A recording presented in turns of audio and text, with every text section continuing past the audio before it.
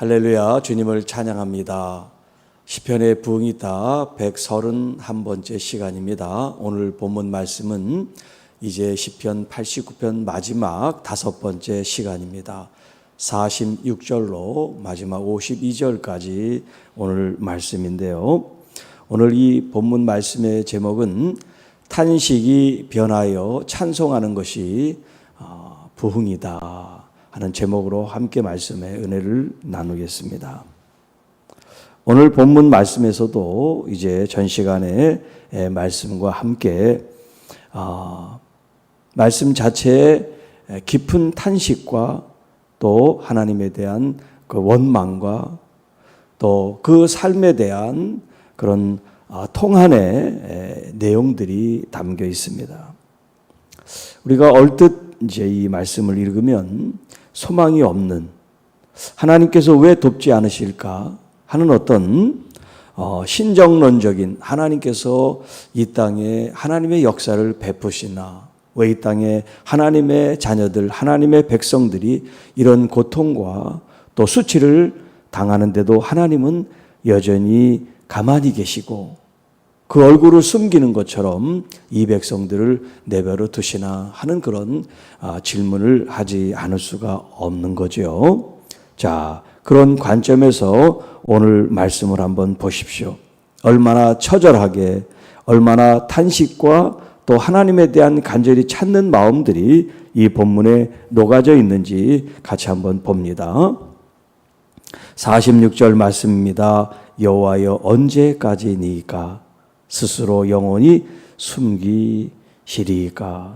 주의 노가 언제까지 불붙듯 하시겠나이까? 자, 지금 이 1절에, 이 46절에 있는 말씀을 통해서 이 시인이 지금 현재 맞닥뜨리고 있는 현실은 뭐냐면 하나님을 그렇게 찾고 찾지만 하나님께서는 마치 숨으신 것처럼 나타나지 않으시고 돕지 않으십니다. 그 말이죠.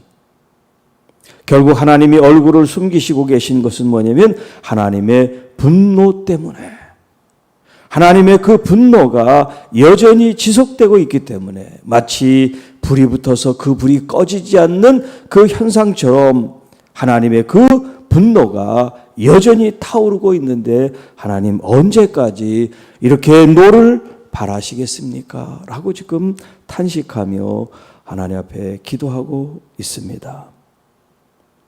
나의 때가 얼마나 짧은지 기억하소서. 주께서 모든 사람을 어찌 그리 허무하게 창조하셨습니까? 하나님 만든 하나님의 사람들이 이렇게 짓밟히고 수치를 당하고 모욕을 당하고 찢김에도 불구하고 하나님이 방치하시고 돕지 않으시니 이 인생들이 얼마나 불쌍하고 또 인생들의 삶이 덧없는 것처럼, 허무한 것처럼 하나님 이럴 바엔 왜 창조하셨습니까? 이런 얘기예요. 누가 살아서 죽음을 보지 아니하고 자기의 영혼을 수월의 권세에서 건져낼 수가 있겠습니까? 여러분, 이 세상에서 죽음을 이길 사람이 누가 있겠어요? 죽음을 극복하고 오래 살기를 원하는 사람은 많이 있었지만 그렇다고 해서 모두가 다 자기들이 원하는 만큼 산 사람은 이 세상에 아무도 없습니다. 결국 사람들은 죽게 될 것이고 그 죽은 영혼을 지옥 구덩이에서 건져낼 사람은 아무도 없다는 거예요. 이렇게 하나님의 손길이 아니고서는, 하나님의 구원하심이 아니고서는 이 땅에 어떤 사람조차도 그 죽음의 현실 앞에 그들이 그 죽음을 벗어날 수 있는 힘과 희망은 없습니다. 그런 비탄과 그런 탄식이 지금 하나님 앞에 이런 기도로, 노래로 올려지고 있습니다. 자, 여기 46절로 다시 돌아가서 보지요. 여호와여 언제까지니까? 언제까지입니까? 언제까지 불붙듯 하나님이 화를 내시겠습니까? 라고 묻잖아요. 언제까지? 정말 우리가 성숙한 신앙인이라면 언제까지라고 물어야 될까요? 아니면 또 다르게 물어야 될까요? 언제까지라고 하는 것은 이것은 누구의 입장이에요? 기도하는 나의 입장이에요. 지금 내가 안타깝고 어렵고 힘드니까 하나님 이것을 빨리 벗어나게 해주세요. 이런 관점에서 언제까지냐라고 하나님께 지금 탄식하며 항변하고 있는 것 같죠. 그러나 정말 우리가 성숙한 신앙인이라면 언제까지냐고 묻지 말아야 되고, 하나님께서 지금 이렇게 진노하시고 또 얼굴을 감춰 숨으시는 이 하나님의 그 마음과 하나님의 사정을 여쭤봐야죠. 그것이 성숙한 신앙이죠. 그리고 하나님께서는 그렇게 진노하시고 얼굴을 숨기시는 이유가 바로 하나님 때문이 아니라 누구 때문입니까? 바로 나 때문이란 말이에요. 우리들 때문에. 우리들 때문에 화가 나신 거고 분노하시는 거지, 하나님의 그 감정에 치우쳐서 그러는 것이 아니란 말이에요. 그러니까 이런 질문이 아니라 나를 향한 질문. 주님, 내가 나 자신을 보고 또 하나님 돌이켜 하나님 마음에 합할 수 있도록, 내가 어디서 처음 사랑해서 떠났는지, 어디서 주의 말씀을 어기고 반역하고 불순종했는지 그것을 깨달을 수 있도록 하나님 가르쳐 주세요. 그렇게 자기를 돌아보고 가슴을 치고 그렇게 하나님 말씀 앞에 서게 될 때, 여러분 언제까지냐고 묻지 않아도 하나님은 그런 마음으로 나온 그 심령 가운데 이미 하나님의 그 얼굴을 돌이키시며 하나님의 분노를 주님께서 다 거두신 줄로 믿습니다. 그런 자세로 우리가 믿음 생활을 해야 될 줄 압니다. 나의 때가 얼마나 짧은지 기억하소서. 왜 나를 이렇게 짧게, 내 인생을 짧게, 나를 이렇게 허무하게 죽게 두셨습니까? 이럴 바엔 왜 나를 창조하셨습니까? 이런 항변과 탄식이 아니라, 내가 이렇게밖에 살 수 없었던 것은 나의 죄와 허물 때문입니다. 주님 용서해 주십시오. 하나님이 본래 창조하신 그 한 창조의 목적은 하나님의 영광을 위하여 그 이름을 영화롭게 하기 위해서 창조하셨건만, 주님, 저는 하나님의 그 창조의 거룩한 뜻을 위반하고 헤아리지 못하고, 주님, 정욕 속에, 욕망 속에, 욕심 속에 나 하면서 살았던 것을 주님 이 시간 회개합니다. 내가 오래 살기를 원합니다. 그 뜻이 아니라 하나님 뜻 앞에 다시 변하여 주신 그 사명을 온전히 감당케 하소서. 그런 기도가 돼야지요.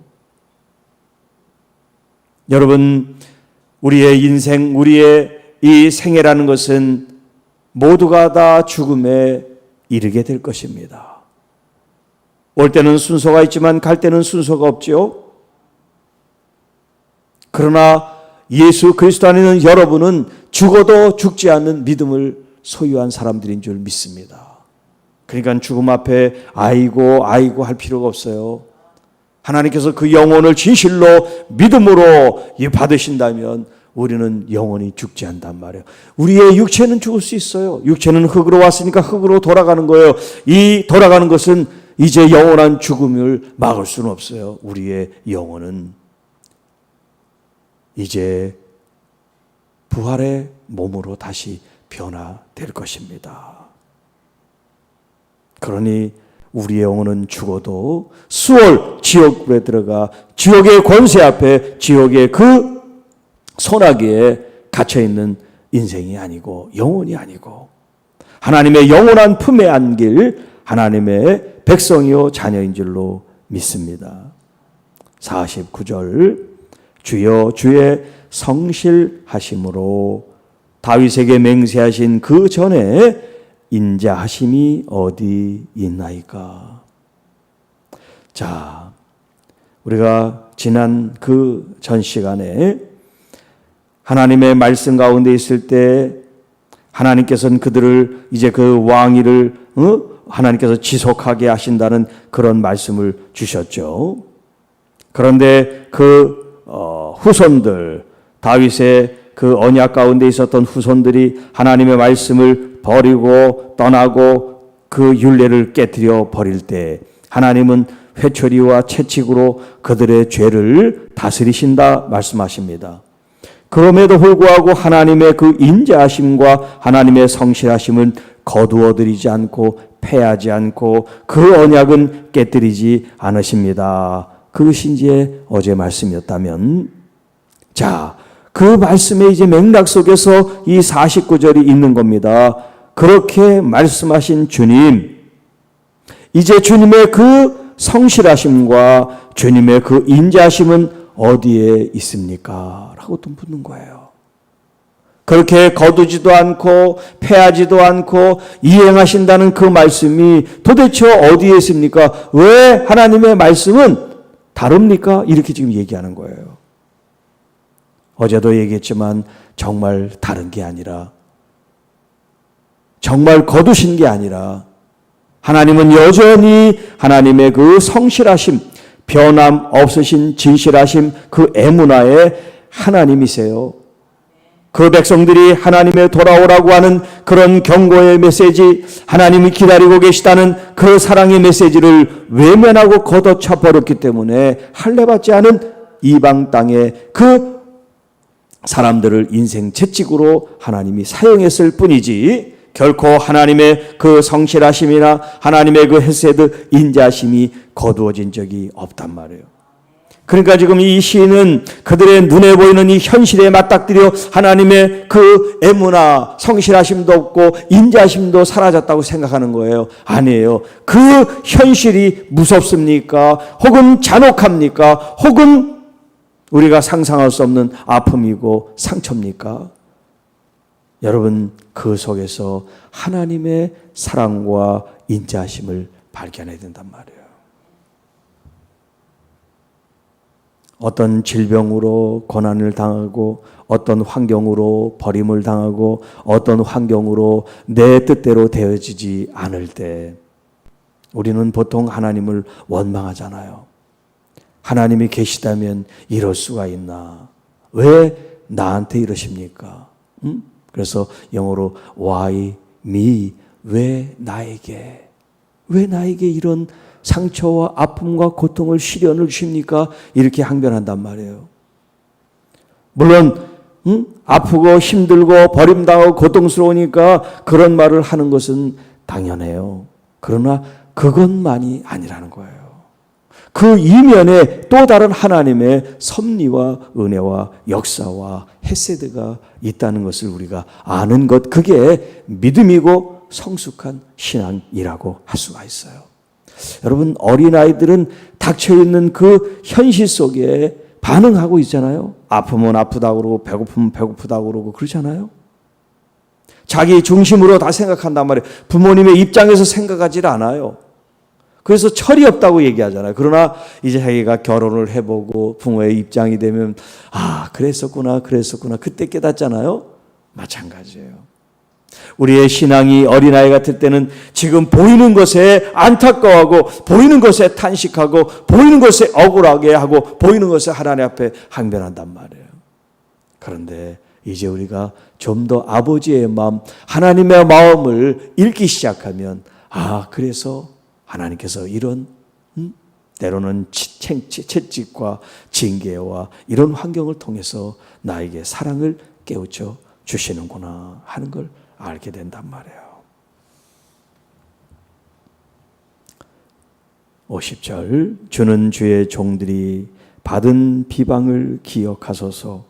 많은 민족의 비방이 내 품에 있습니다. 또 51절에도 여호와의 이 비방은 주의 원수들이 주의 기름 부음 받은 자의 행동을 비방한 것이로소이다. 하나님의 종들, 하나님의 교회와 하나님의 자녀들, 그들을 향하여 지금 많은 백성들, 많은 사람들이 비방하고 손가락질을 한다고 했을 때 힘들죠. 억울하죠. 때로는 소리쳐 외치고 싶기도 할 겁니다. 그러나 여러분, 우리가 비방이 있다고 해서 우리가 그 비방에 대해서 또 다른 비방을 하고 손가락질에 대해서 또 다른 손가락질을 우리가 한다면 우리도 그들과 똑같은 사람이 될 수밖에 없습니다. 먼저는 우리가 비방받지 않도록 바른 삶을, 바른 행동을, 바른 언어를 해야 되겠죠. 말과 행동을 조심하여 다른 사람들이 비방하지 않도록 그런 빌미거리를 제공하지 않는 것이 가장 중요합니다. 또 우리가 정당하게 비방거리를 제공하지 않아서 모함의 어떤 그런 비방이 있을 수 있죠. 아무 근거도 없이 모함하고 비방하고 비난할 수가 있겠습니다. 자, 그런 것에 대해서 오늘 우리는 일일이 다 변명하고 변호하는 것이 아니라 조심하고 또 그 일을 위해서 하나님 앞에 겸손히 기도하는 자세가 필요합니다.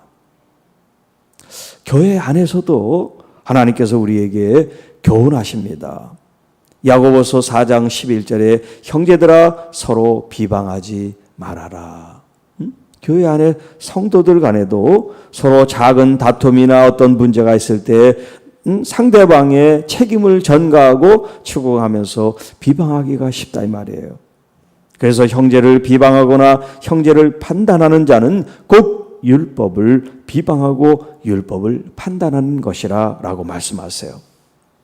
내가 만일 율법을 판단하면 율법의 준행자가 아니요 재판관이로다. 우리는 하나님의 말씀, 율법의 그 말씀을 지켜나가는 사람들이지 그 말씀을 가지고 이 사람이 정죄를 하고 판단을 하고 이 사람의 죄를 묻는 재판장이 아니란 말이에요.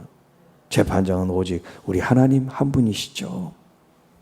그래서 또 베드로 사도는 베드로전서 2장 1절에 그러므로 모든 악독과 모든 기만과 외식과 시기와 모든 비방하는 말을 버려라 그렇게 말씀합니다.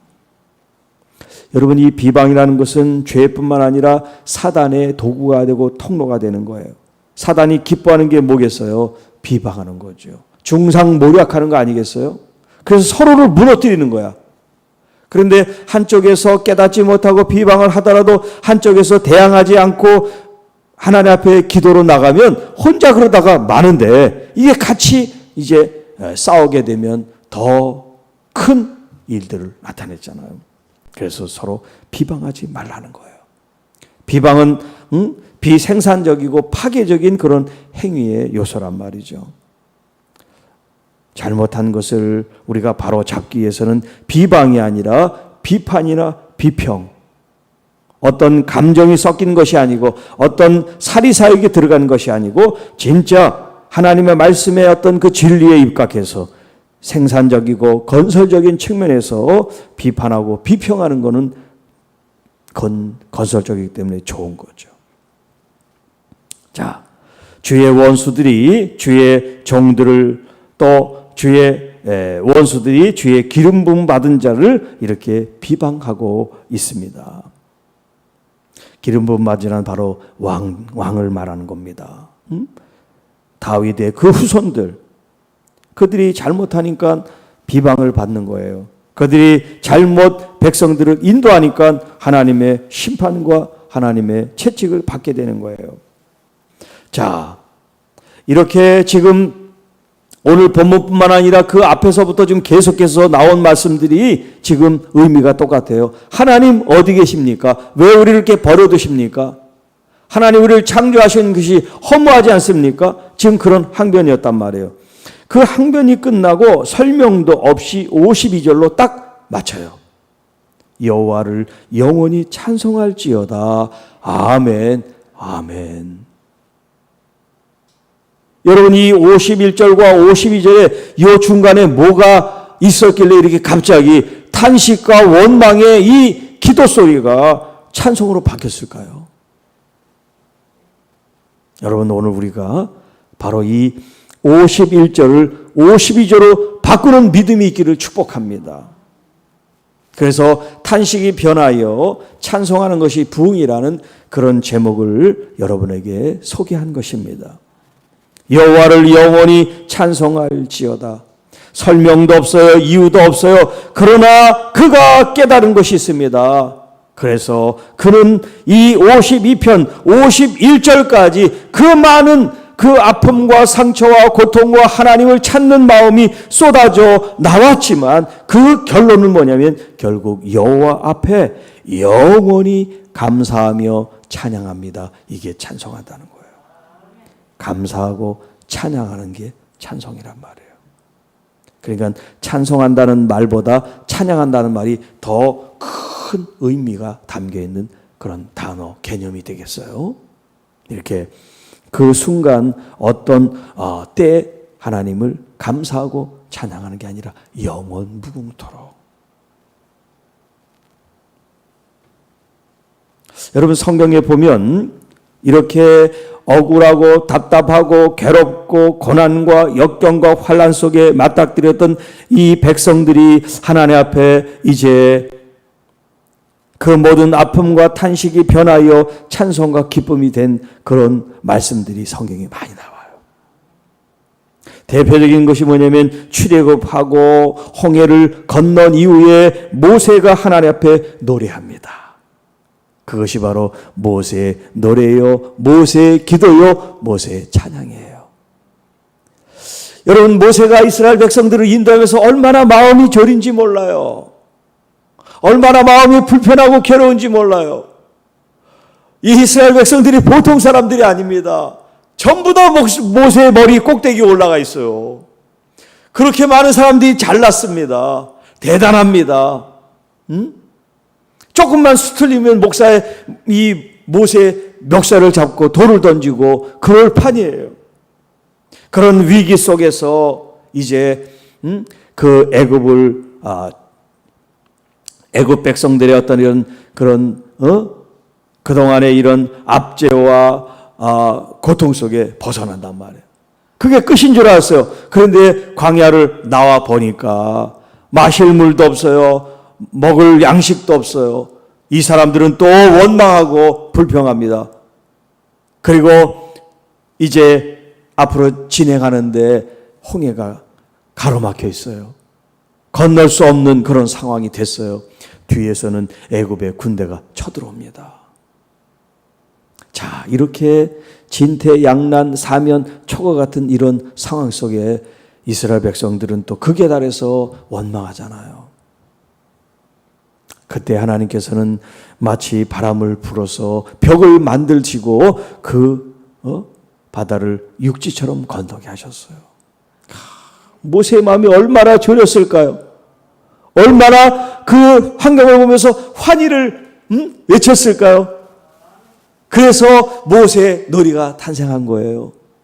여러분 현실 속에 우리가 맞닥뜨린 것은 정말 하나님이 보이지 않고 하나님이 외면하신 것 같고 우리에게 당하는 그 고통과 그 아픔은 너무나 커서 감당할 수 없는지 모르지만 이제 그 때가 지나면 노래 부를 때가 있단 말이에요. 여러분 한나는 어떻습니까? 여인으로서 가장 고통스러운 자녀를 갖지 못하는 그런 아픔이 있는데 분인 나로부터 모욕을 당합니다. 멸시 천대를 당합니다. 그 아픔과 서름을 하나님 제단 앞에 쏟아놓습니다. 얼마나 아프고 힘들었는지 입으로 말이 나오잖아요. 속으로 그 아픔을 사귀는 겁니다. 그러니까 엘리가 보니까 낮에부터 저 여자가 술 취했나 왜 저래? 그렇게 된 거죠. 하나님 앞에 자기의 마음을 다 쏟는. 그 이후에 어떻게 됐어요? 한나는 노래를 불렀습니다. 한나의 노래가 있습니다. 하나님께서 주신 이 사무엘, 하나님이 들으셨다는 뜻이에요. 하나님, 사무엘, 하나님이 들으셨습니다. 하나님은 우리의 기도를 들으십니다. 아픔을 들으십니다. 고통을 들으십니다. 호소하고 탄식하는 것까지도 하나님은 다 들으십니다. 듣고 하나님은 외면하고 하나님은 고개를 돌리시는 것이 아니라 우리의 모든 작은 신음소리에도 귀를 기울이고 함께 아파하고 함께 몸부림을 치시는 줄로 믿습니다. 그게 보이지 않는 하나님의 헤세드예요. 하나님의 성실하심이에요. 하나님은 하나님의 언약을 신실하게 지키시는 하나님이신 줄로 믿습니다. 다윗은 어때요? 다윗도 노래합니다. 다윗도 찬양합니다. 다윗의 기도가 있지 않습니까? 우리가 그렇게 시편에 있는 수많은 노래들이 바로 다윗이 지은 거 아니에요? 여러분, 그 노래가 행복할 때 나온 게 아니에요. 좋을 때 나온 게 아니에요. 건강할 때 나온 게 아니에요. 아프고 힘들고 도망 다니면서 그런 아픔과 상처와 고통 속에서 이런 보석 같은 찬양과 기도가 나온 거예요. 그러니까 여러분, 우리의 과거를 돌아보면서 내가 정말 겪고 싶지 않은 그런 아픔, 그런 억울함, 그런 어떤 경험들을 했다면 이제 그게 여러분의 상처로 자꾸 과거를 되새기면서 아파하는 것이 아니라 그것이 여러분에게 보석이 되고 별이 되는 것처럼 오늘 그걸 통해서 더 여러분의 인생을 값지게 하나님 앞에 올려드릴 수 있기를 진심으로 바랍니다. 이제 더 이상 과거의 상처로부터 탄식하여 머물지 마시고 이제 그 탄식을 하나님 앞에 감사의 조건으로 하나님을 찬양하고 영광을 돌리는 그런 믿음의 눈으로 여러분의 삶을 되돌아보시고 하나님 그때 왜 안 계셨습니까? 어디 계셨습니까? 왜 화를 내십니까? 그런 기도가 아니라 이제 그걸 통해서 나를 더 부여하게, 나를 더 영광스럽게 하나님이 나를 인도하실 그 하나님의 섭리와 그 하나님의 뜻을 발견하는 성숙한 믿음의 성도 여러분이 되시기를 주님의 이름으로 축복합니다. 우리 앞에는 쓴물이 있어요. 우리 앞에는 고통의 물이 있어요. 정말 주님께서도 피하고 싶은 잔이 있었습니다. 그러나 이 잔을 외면하고 피하지 말고 이제 당당히 그 잔을 마십시다. 그 자신을 마실 때 여러분, 우리가 비록 고통을 받을지라도 그 잔을 통해서 더 많은 하나님의 역사, 거룩한 일이 나타날 줄로 믿습니다. 우리는 자꾸 잔을 피하고 싶어 해요. 물론 힘들고 아프니까 그렇죠. 그러나 믿음으로 그 잔을 내가 마시게 될 때 오늘 하나님의 놀라운 역사가 우리를 통해 나타나게 될 줄로 믿습니다. 여러분, 우리 한 사람 한 사람들은 어떻습니까? 예수 그리스도를 만나지 않았다면 우리는 이 땅에서 내 하고 싶은 대로 다 하다가 결국 죽어서 수월 지옥의 불에 떨어져 죽을 수밖에 없는 인생이 될 수밖에 없었지만 하나님께서 우리를 택하시고 부르시고 우리를 구원케 하시고 하나님의 자녀가 돼서 이제 더 이상 지옥이 아닌 천국으로 하나님 우리를 예정해 주시고 택정해 주시고 보장해 주신 것을 우리가 감사하며 노래 부를 수가 있단 말이에요. 이제 어둠 속에 방황할 필요가 없어요. 죄악 가운데 헤매일 필요가 없어요. 주님이 우리를 이미 건져 주셨습니다. 그걸 믿고 이제 나가기만 하면 돼요. 한 번도 경험해보지 못한 그런 많은 일들이 우리 주변에 있을 수 있어요. 언제 우리가 코로나 이렇게 1년 동안 고통을 당할 줄 누가 알았겠습니까? 40년 동안 나면서부터 한 번도 걷지 못한 한 사람이 있습니다. 그런데 예수 그리스도의 이름으로 말미암아 그가 걷게 됐습니다. 여러분, 그 인생에서 그는 한 번도 걸을 수 있다는 생각을 못했을 거예요. 그런데 그가 걷는 게 현실이 됐다는 거예요. 오늘 여러분이 마주하고 있는 이것이 이건 불가능한데 이건 안 될 거야. 그렇게 체념한 일이 있습니까? 그렇게 불가능을 붙잡은 일이 있습니까? 이제 그 손을 놓으십시오. 하나님께서는 불가능을 가능케 하실 수 있는 하나님, 그걸 믿는 게 바로 우리들의 믿음이 되어야 될 줄 믿습니다. 너무나 고통스럽고 너무나 아파서 탄식도 나오지 않는 그런 처절한 아픔일지라도 이제 하나님께서 그 아픔과 상처와 고난을 변화시켜서 주님께 감사하고 주님께 찬송하고 주님께 영광 돌려서 아멘 아멘 할 수 있는 그 때를 우리를 이제 인도해 주시고 이끌어 주시는 그 때가 되도록 여러분을 주님 앞에 온전히 드리시기를 바랍니다. 죽는 것도 사는 것도 이제 주님께 달려 있습니다. 제가 사나 죽으나 주님을 위하여 쓰임받기를 원합니다. 그런 마음으로 나가게 될 때 여러분의 환경에 어려움, 아픔, 질병, 고통을 주님께서 다 담당해 주실 줄로 믿습니다.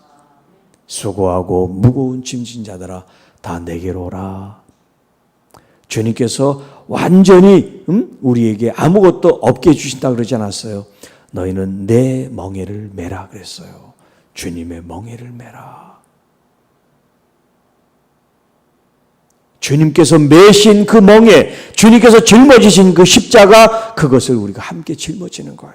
그런데 주님이 짊어지셨기 때문에 주님께만 있으면 우리는 짊어질 수가 있어요. 주님께만 맡기면 그 십자가 길을 걸을 수가 있어요. 주님과 여러분들이 연합됐다고 하는 것을 믿음으로 붙잡으시기 바랍니다. 주님이 우리에게 언약을 베푸셨어요. 우리가 말씀에서 주님께서 그 말씀하신 것이 나를 향한 말씀이라고 할 때 그 언약이 이미 여러분과 맺은 언약이고, 그 언약 가운데 주님은 신실하시게 성실하시게 그 자비와 인자하시게 하나님의 그 언약을 이행하신단 말이에요. 그 언약 가운데 여러분 오늘도 승리하는 저와 여러분이 되시기를 축복합니다. 오늘 이제 이 89편 이 전체의 이제 마지막 말씀이에요. 여호와를 영원히 찬송할지어다. 아멘, 아멘.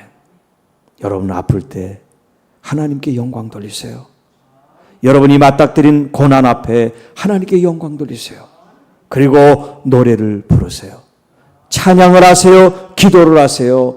안 나와도 하세요. 억지로라도 하세요. 하나님께서 여러분 마음을, 여러분의 그 입술을, 여러분의 몸을 만져주실 줄 믿습니다.